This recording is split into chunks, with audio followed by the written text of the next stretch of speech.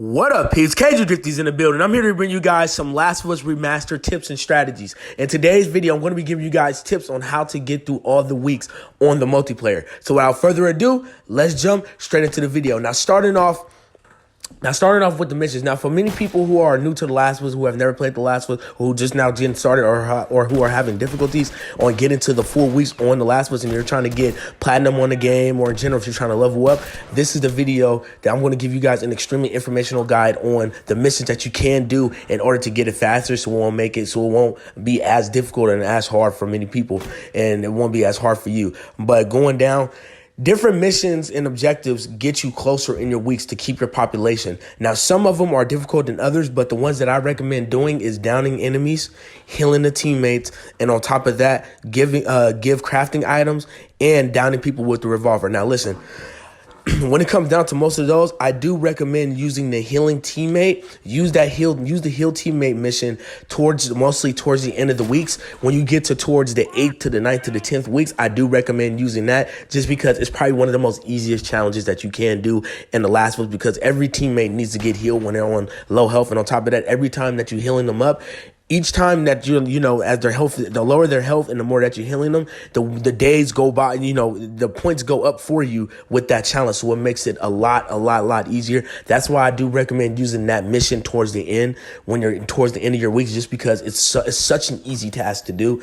And like I said, everyone needs to heal. It makes it a whole lot easier for you to get it, and I'm guarantee you'll get it out the way. So I do recommend, like I said, using it towards week 8, week 9 to week 10, or at least week 9 and up, just because I think it has about 8 tiers in it, or maybe 4 tiers, depending on what it is, but it makes it a whole lot easier. So I do recommend saving that for the end. Now, the second one is to down enemies. A lot of people know how to down enemies. Downing enemies can be pretty easy. In my personal opinion, I do recommend using that towards the beginning to the middle, but mostly it just depends on how good that you are at the game. But if you are new to the game and has never started, or have a little bit of a difficulty on it, I do recommend using down enemies towards the beginning to the middle, just because it makes it a lot easier. Because as you know, in each tiers, the tiers go up even higher. So when you get done with when you're on tier 1, tier 2, tier 3, it's 3, 6, 9, and then when you go up higher, it's 15 to 20, 25, 35, 45. So it makes it gets harder and harder as you go along. And just because you don't know what type of lobby that you get into, it can make it a little bit hard for you, especially on the days that you do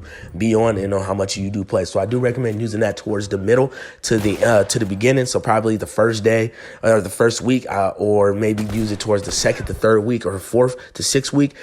Downing the enemies would be very, very useful. Now, giving crafting items is another good one. I never personally use it that much, but I'm assuming when you're crafting the items and when you're crafting them, as you craft an item, you get to reward your players with an item. So I'm assuming that this probably will be one of the another easiest ones that you can use, and you probably might want to do it towards the beginning of the round. Like I said, I never necessarily use it as much, but I feel like looking at it, it seems like it's such an easy task to do. Like I said, even with those tiers, it's too far. For the tier 1, tier 2, tier 3, it is 2, and then for tier 2 it's 4, and then for tier 3 it's 6, and then for tier 4, 5, and 6 it's 8, 10, and 12. So it makes it a lot easier depending on how much you craft, but obviously we craft a lot in The Last of Us, so it shouldn't be too much of a hassle. So in my opinion, probably use that towards the beginning, towards the middle as well, just like the downing enemies, and I guarantee you'll get those weeks easily done, no problem. Now, last but not least, which is my favorite, is downs with the revolver. Now, towards my last video, I made probably maybe a year or 2 years ago back, I made a video on doing the weapon swap. Pretty much is you use the frontier rifle, you shoot the enemy, then you switch over to the magnum. It takes 2 shots. You shoot them if you shoot them with the frontier rifle, you switch over to the magnum, bam, it's easy down. So I guarantee that is another easy challenge that you can use on just to get through your weeks. And I guarantee, like I said, using that as well for the beginning to the middle. Maybe if you get towards maybe week 6 to week 8, or maybe week 5, do week 5, week 6, and week 7. That challenge will necessarily work. Like I said, it just depends on your skill and how good you are when you come down to your aim, and it makes it a whole lot easier for yourself to get it. And I do recommend using it. As you can see in the gameplay right here, you see me doing the frontier the weapon swap, where I'm shooting with the frontier rifle and I'm taking out the pistol, bam, easily down, and it makes it a whole lot easier. Like I said, so using it towards the middle-ish of the week, it will guarantee come in handy, and I guarantee you will get through all these weeks with no problem if you follow those guides. But like I said, it all just depends on your skill level, though. Overall, it depends on your skill level, depending on what you like to do the most.